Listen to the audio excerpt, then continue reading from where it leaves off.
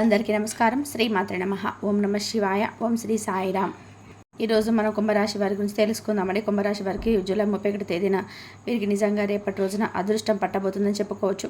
కుంభరాశి వారి పూర్తి జాతకాలు రేపటి రోజున ఎటువంటి శుభ అశుభ పరిణామాలు మీ జీవితంలో జరగబోతున్నాయి.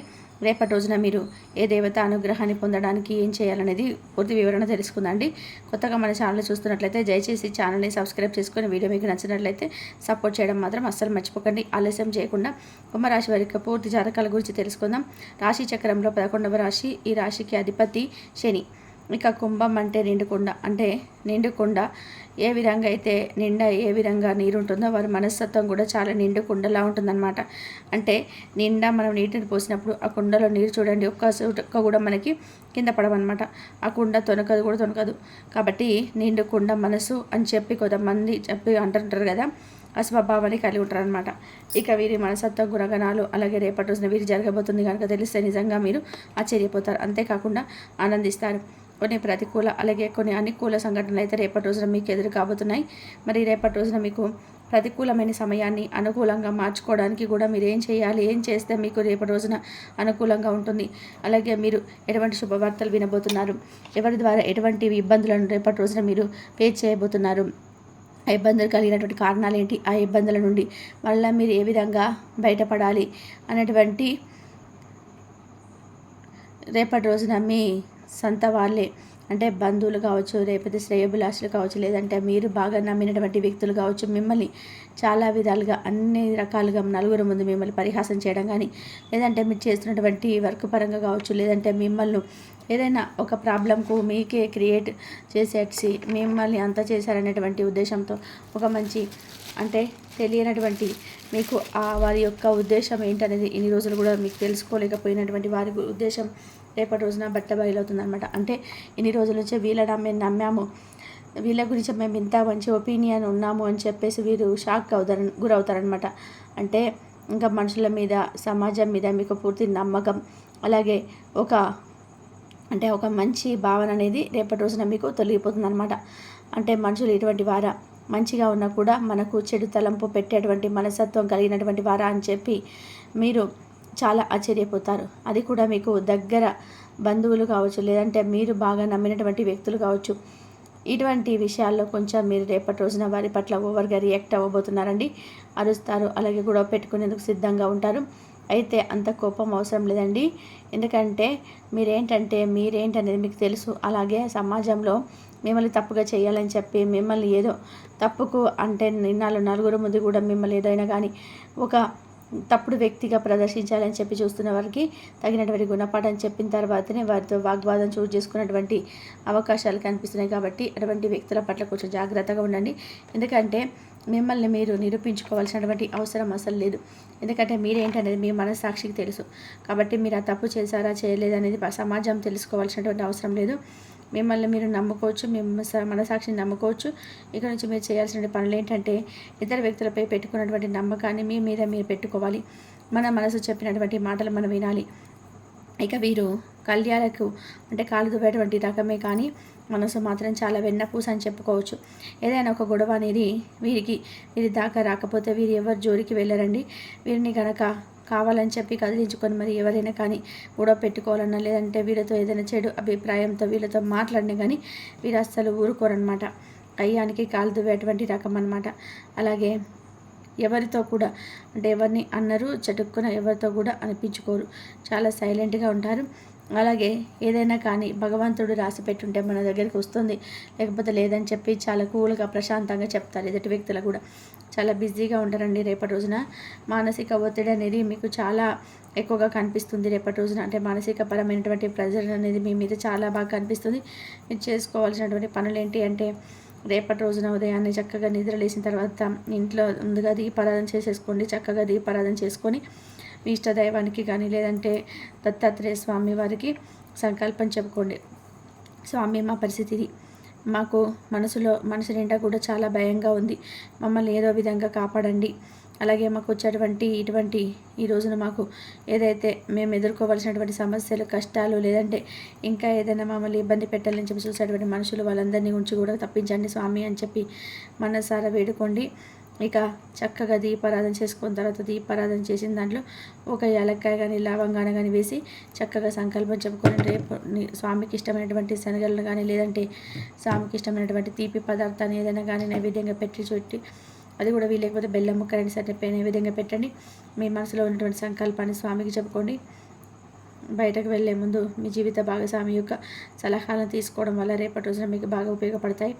అలాగే మీకు భవిష్యత్తులో ఇంకా మీరు వేసుకున్నటువంటి ప్రతి ప్రణాళిక కూడా రేపటి రోజున అమలు చేయడానికి సిద్ధపడుతున్నారనమాట. చాలా రోజుల నుంచి మీరు చాలా తక్కువ అంచనా వేసినటువంటి ప్రతి ప్రణాళికను కూడా అమలు చేయలేకపోయామని చెప్పి బాధపడుతున్నటువంటి రోజు చాలా ఉన్నాయి. అయితే రేపటి రోజున ఒక్కసారిగా మీరు ఒక నిర్ణయం అనేది తీసుకుంటారు. అది మీ భవిష్యత్తుకు చాలా మంచి అనుకూలమైనటువంటి ప్రణాళికలుగా గుర్తుంచుకోవచ్చు.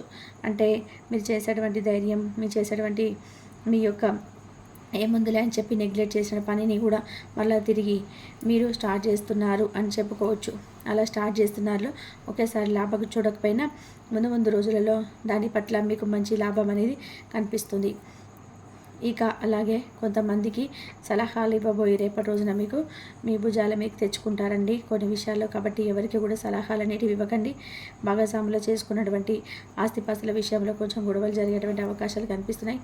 ఇక వైవాహిక జీవితం బాగుంటుంది. అలాగే మీకు ప్రేమికుల పరంగా చూసుకున్నట్లయితే ఈ రాశి వారికి రేపటి రోజున ప్రేమికుల పరంగా కూడా చాలా చక్కగా అలసిపడతనంగా ఉందండి. పెద్దలను సంప్రదించచ్చు, ప్రేమ విషయాన్ని చెప్పుకోవచ్చు. అలాగే ఇరు కుటుంబాల నుంచి మంచి రెస్పాన్స్ వచ్చేటువంటి అవకాశాలు కనిపిస్తున్నాయి. మీ ప్రేమ పెళ్లికి దారి తీసేటువంటి విధానంగా పెద్దల నుంచి మంచి రెస్పాన్స్ అనేది కనిపిస్తుంది. అలాగే బంగారాన్ని రాశి వారి ఎక్కువగా ఇష్టపడతారు. ఏదైనా కానీ పొదుపు చేయగానే డబ్బులు పొదుపు చేస్తే వెంటనే బంగారం కొనేస్తూ ఉంటారనమాట. మీరు గమనిస్తే రేపటి రోజున మీరు బంగారాన్ని కొనేందుకు మక్కువ చూపిస్తారు. అలాగే ఇక ఈ రాశి వారు రేపటి రోజున చేయాల్సినటువంటి ముఖ్యమైనటువంటి పనులలో దైవారాధన ఒకటి. అలాగే అందరూ కూడా నా వాళ్ళే అని చెప్పి నమ్మడం మానుకోండి. రేపటి రోజున మీకు తెలుస్తుంది ఎటువంటి వ్యక్తులు మన దగ్గర ఇలా ప్రవర్తిస్తున్నారు. మనం ఎంత మంచిగా ఉన్నప్పటికీ కూడా ఎదుటి వ్యక్తుల యొక్క ప్రవర్తన ఇలా ఉంటుందని చెప్పి చాలా బాధపడతారు. ముందు రోజుల్లో మీకు అది ఒక గుణపాఠంగా కూడా మారబోతుంది.